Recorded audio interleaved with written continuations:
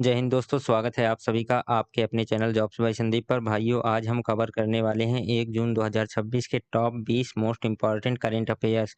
और आज की क्लास कोई आम क्लास नहीं है। आज के वीडियो में आपको देश का पहला एआई वेदर सिस्टम, दुनिया का सबसे बड़ा बैटरी बैंक और राष्ट्रमंडल खेलों से जुड़े वो चुनिंदा प्रश्न मिलने वाले हैं जो आपके सीधा एग्जाम पेपर में छपने वाले हैं। मैंने आपके लिए पूरे 20 प्रश्नों का यह कड़ा चैलेंज तैयार किया है। वीडियो को एंड तक देखना और खुद को परखना कि इन 20 में से आपने कितने प्रश्नों का सही जवाब दे पाते हो। तो बिना टाइम वेस्ट किए चलिए वीडियो को स्टार्ट करते हैं। पहला प्रश्न है, भारत का पहला अत्याधुनिक विमानन, मौसम और कोहरा निगरानी एआई सिस्टम स्काई कास्ट कहाँ लॉन्च हुआ है? इसका सही उत्तर है दोस्तों इंदिरा गांधी अंतर्राष्ट्रीय हवाई अड्डा। ऑप्शन बी इसका राइट आंसर है।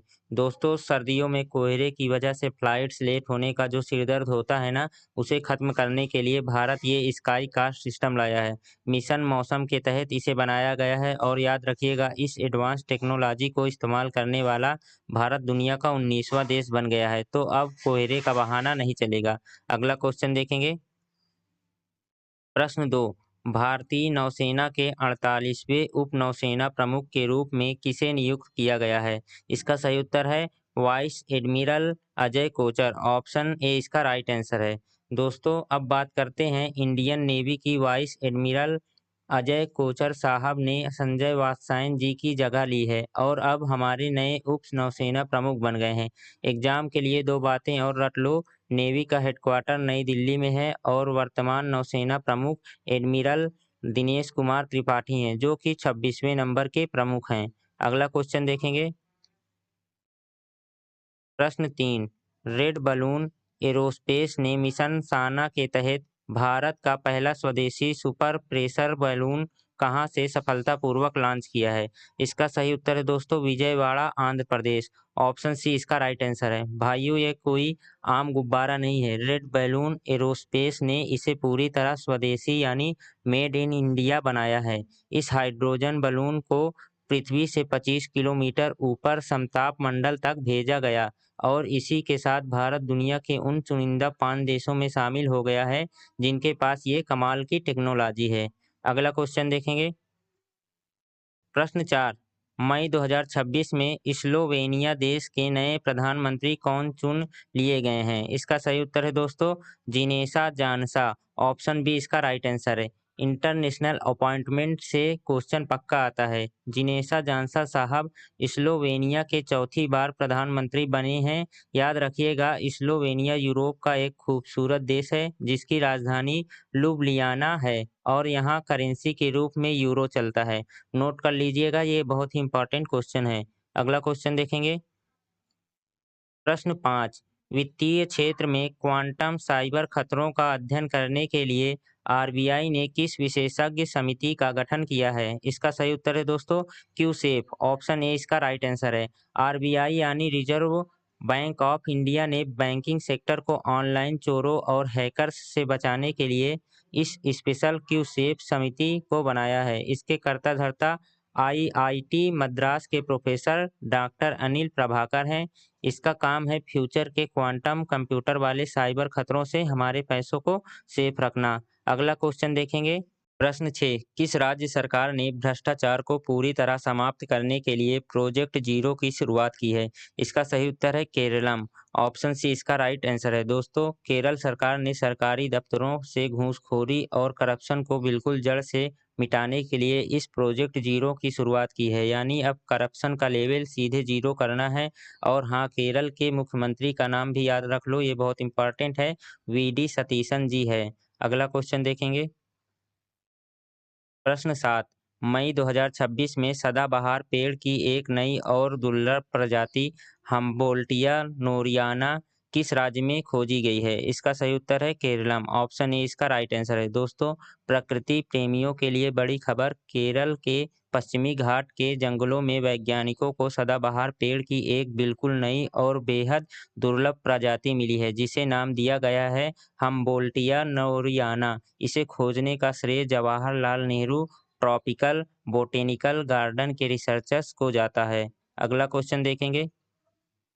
प्रश्न 8, प्रतिष्ठित स्क्रिप्ट्स प्रतियोगिता का खिताब किस भारतीय मूल के छात्र ने जीता है? इसका सही उत्तर है दोस्तों श्रेय पारिक। ऑप्शन सी इसका राइट आंसर है। भाई हमारे देश के बच्चों का दिमाग पूरी दुनिया में डंका बजा रहा है। अमेरिका में होने वाली सबसे बड़ी स्पेलिंग प्रतियोगिता स्पेलिंग बी को 14 साल के भारतीय मूल के श्रेय पारिक ने जीत लिया है। मज़ेदार बात सुनिए, जो दूसरे नंबर पर यानी उप विजेता रहे वो ईशान गुप्ता भी भारतीय मूल के ही निवासी हैं। अगला क्वेश्चन देखेंगे। प्रश्न 9, चीन के बाहर दुनिया के सबसे बड़े 3.37 गीगावाट क्षमता वाले बैटरी एनर्जी स्टोरेज सिस्टम का उद्घाटन कहाँ हुआ है? इसका सही उत्तर है खावड़ा, गुजरात। ऑप्शन ए इसका राइट आंसर है। अदानी ग्रीन एनर्जी गुजरात के खावड़ा में चीन के बाहर दुनिया का सबसे बड़ा सिंगल लोकेशन बैटरी बैंक चालू कर दिया है। इसकी ताकत इतनी है कि ये एक बार में करीब 10 घरों को पूरे एक दिन तक क्लीन और हरी-भरी बिजली सप्लाई कर सकता है। रिन्यूएबल एनर्जी में भारत का बहुत बड़ा कदम है ये। अगला क्वेश्चन देखेंगे। प्रश्न 10, एशियाई रेल एथलेटिक्स चैंपियनशिप 2027 का आयोजन किस शहर में किया जाएगा? इसका सही उत्तर है चंडीगढ़। ऑप्शन सी इसका राइट आंसर है। दोस्तों स्पोर्ट्स लवर्स ध्यान दें, 2027 की एशियाई रिले एथलेटिक्स चैंपियनशिप की मेजबानी अपने चंडीगढ़ को मिली है। साथ ही एक और बोनस फैक्ट नोट कर लो, साल 2028 की जो एशियाई इंडोर चैंपियनशिप होगी उसकी मेजबानी उड़ीसा का भुवनेश्वर शहर करेगा। दोनों ही पॉइंट एग्जाम के लिए सुपर इम्पोर्टेंट है, इसलिए इसे अच्छे से नोट कर लीजिएगा। अगला क्वेश्चन देखेंगे। प्रश्न 11, global data centre market report 2026 के अनुसार एशिया प्रशांत क्षेत्र में डाटा सेंटर क्षमता के मामले में भारत की क्या रैंक है? इसका सही उत्तर है दूसरी।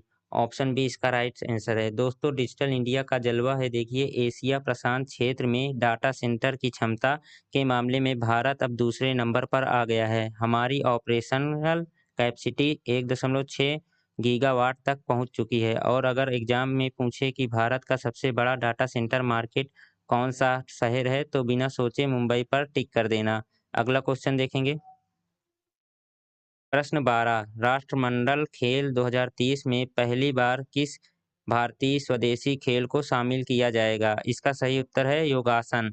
ऑप्शन बी इसका राइट आंसर है। ये हमारे लिए बहुत गर्व की बात है। साल 2030 के राष्ट्रमंडल खेल गुजरात के अहमदाबाद में होने वाले हैं और इसमें पहली बार भारत के स्वदेशी योगासन को ऑफिशियल खेल के रूप में शामिल किया जा रहा है।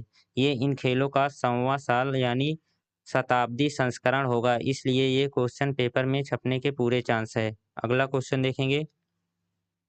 प्रश्न 13, निबे ग्रुप ने भारत की पहली निजी प्रणोदक निर्माण सुविधा कहाँ स्थापित करने के लिए इजराइल के साथ समझौता किया है? इसका सही उत्तर है ऑप्शन बी शिरडी, महाराष्ट्र। इसका राइट आंसर है डिफेंस सेक्टर में प्राइवेट कंपनियां भी अब आग लगा रही हैं। निबे ग्रुप ने इजराइल की अल्बिट सिस्टम के साथ मिलकर महाराष्ट्र के शिरडी में भारत की पहली प्राइवेट प्रोपेलेंट यानी मिसाइल और रॉकेट का ईंधन बनाने वाली फैक्ट्री डालने का फैसला किया है। आत्मनिर्भर भारत का बेहतरीन उदाहरण है ये। अगला क्वेश्चन देखेंगे।